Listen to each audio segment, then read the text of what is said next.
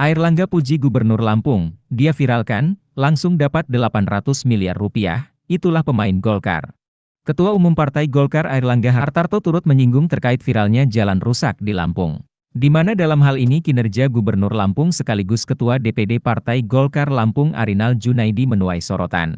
Bahkan, karena viralnya jalan rusak di Lampung itu membuat Presiden RI Joko Widodo, Jokowi, melakukan kunjungan ke daerah tersebut. Atas kunjungan Presiden Jokowi itu, Airlangga mengaku pemerintah Provinsi Lampung mendapatkan dana 800 miliar rupiah untuk proyek perbaikan jalan rusak dari pemerintah pusat, dalam hal ini Kementerian PUPR. Menyikapi hal itu, Airlangga seraya menyinggung cara kerja Arinal sebagai kader Partai Golkar. Yang berliku bukan saja jalan nasional, Pak Gubernur Lampung.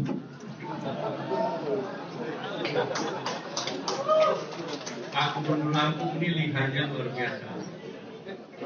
Dia viralkan yang viral itu, dan sekali kunjungan dapat 800 miliar.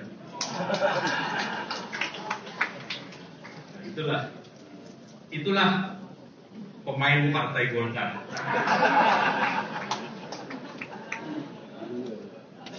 Perubahan iklim. Pak Gubernur Lampung ini lihainya luar biasa. Dia viralkan yang viral itu dan sekali kunjungan, Presiden Jokowi, dapat 800 miliar rupiah, kata Airlangga dalam Rakernas Partai Golkar di kantor DPP Partai Golkar, Jakarta Barat, Minggu, 4 Juni 2023. Kata Airlangga, apa yang terjadi di Lampung itu dengan nilai kelihayan yang dilakukan Arinal, merupakan karakteristik kader Partai Golkar. Hanya saja, Airlangga tidak membeberkan apa yang menjadi kelihayan yang dilakukan oleh Gubernur Lampung tersebut. Itulah pemain Partai Golkar, kata Airlangga. Pernyataan Menko Bidang Perekonomian di atas podium itu lantas membuat peserta Rakernas Partai Golkar yang merupakan para kader hingga Ketua DPD Partai Golkar tertawa. Tak hanya itu, Airlangga juga turut meminta kepada seluruh pimpinan DPD Partai Golkar untuk dapat memperhatikan situasi tantangan global. Dalam kata lain, fokus yang harus dilakukan tidak hanya perihal jalan rusak melainkan juga kondisi geopolitik masa depan.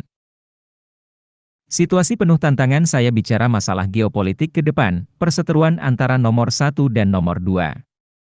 Kita bicara perseteruan global, bukan perseteruan nasional. Nomor 1 dan 2 antara AS dan Tiongkok, itu terus semakin tinggi dan makin panas, Rusia dan Ukraina belum selesai, kata Airlangga. Kita juga menghadapi perubahan iklim atau climate change, kita para ketua DPD harus paham bahwa yang berliku bukan hanya jalan nasional, tukas dia.